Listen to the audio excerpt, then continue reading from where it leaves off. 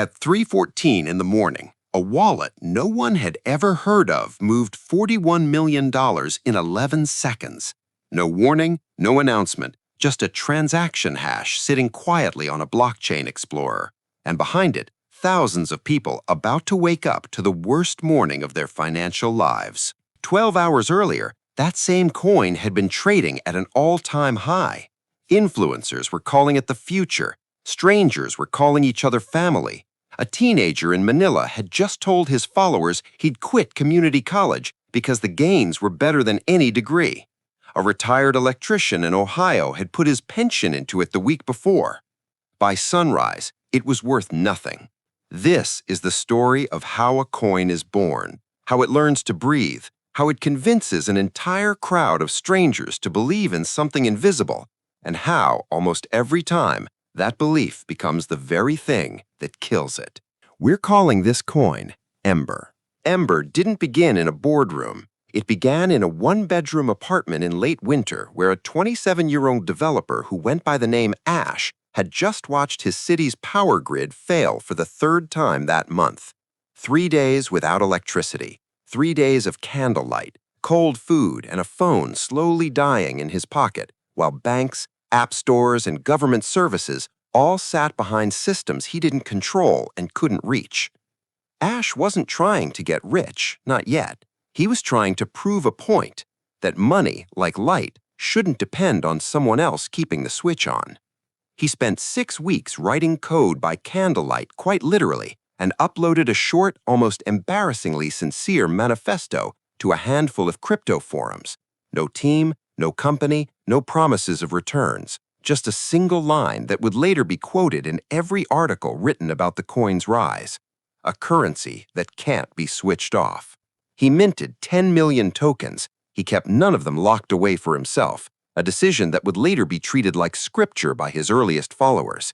He called it Ember because fire doesn't ask permission to exist. It just needs something small to catch. For the first few weeks, almost nobody noticed.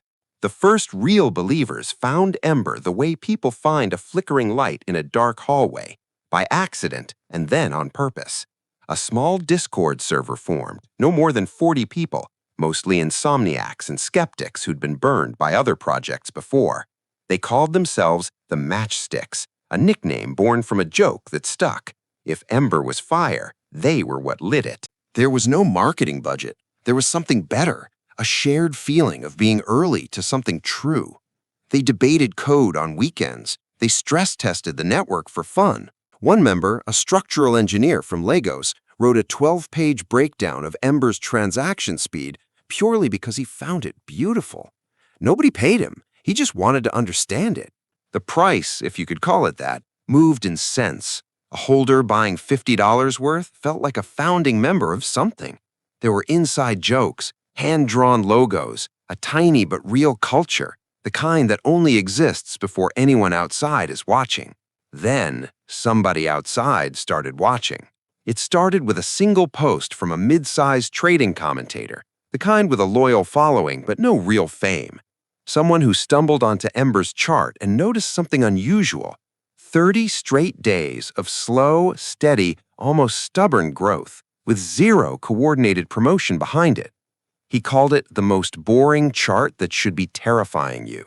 And that contradiction, calm growth, urgent warning, was exactly strange enough to spread.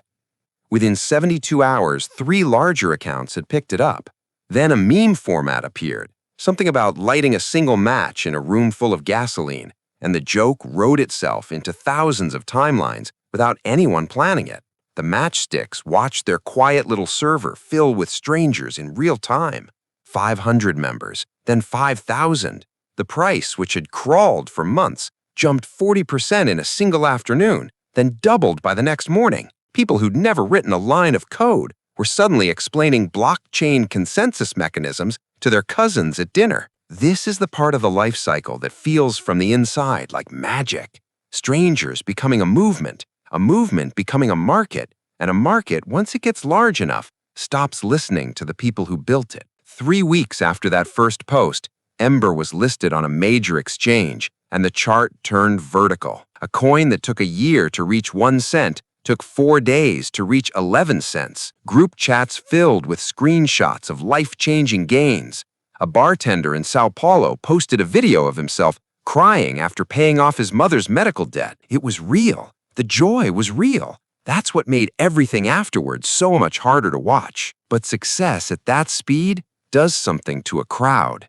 The matchsticks, once a forum of skeptics, started shouting down anyone who asked hard questions. Doubt became FUD. Patience became missing out. New members weren't joining because they understood the technology. They were joining because everyone else already had. And the fear of being the last one in line for free money is one of the oldest, most reliable forces in human behavior.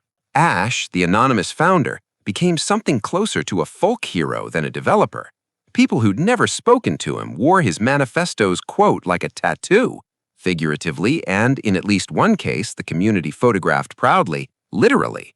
Nobody noticed, or nobody wanted to notice, that Ash had gone quiet on the forums right around the time the price started climbing. By the time Ember hit its peak, it wasn't really a currency anymore. It was a belief system with a ticker symbol. People quit jobs. A college student in Toronto took out a loan against his tuition to buy more. Leverage, borrowed money used to multiply bets, became common conversation, casually mentioned the way people talk about coffee orders.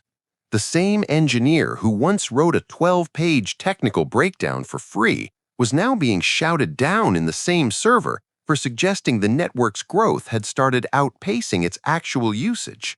There were warnings. There are always warnings. A blockchain analyst flagged unusual movement from a wallet cluster tied to the project's earliest addresses.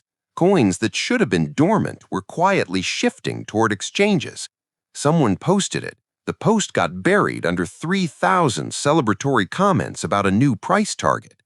A second warning came from inside the matchsticks themselves. A longtime member who'd helped build the original Discord noticed Ash hadn't logged in for 11 days, an eternity for a project whose entire identity was built on its founder's presence. She wrote a long, careful message urging caution. She was accused of jealousy. She left the server that night and never came back.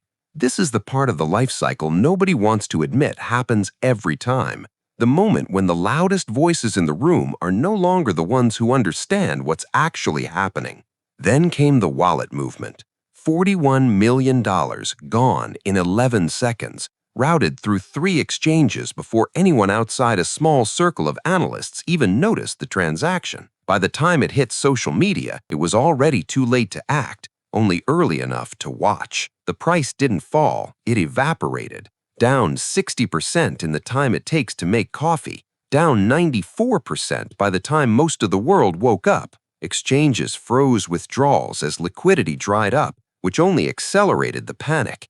The Discord server that once held 5,000 celebrating strangers became within hours a wall of disbelief, then anger, then a silence heavier than any of it. Ash never posted again. No statement, no apology, just an empty profile and a wallet address that blockchain investigators would spend the next year trying and failing to trace to a name. The bartender from Sao Paulo, the one who'd cried paying off his mother's debt, posted one final message before deleting his account. He hadn't sold in time. Most of them hadn't. That's the cruelty built into every story like this. The people who created the hype rarely feel its collapse the way the people who simply believed in it do. What happened to Ember wasn't really about Ember. It was about how easily belief turns into momentum, and how momentum, once it's moving fast enough, convinces a crowd that the ride itself is proof the destination is real. Every cycle like this carries the same quiet machinery underneath it, a spark of something genuine, a community that finds each other in the dark, and then a crowd drawn by the light that never asked who was holding the match. Coins are born and die by the thousands. Most are forgotten within a year, but the pattern they leave behind never changes, because the pattern was never really about the technology at all. It was about us, and how easily we mistake the warmth of the fire for the safety of it.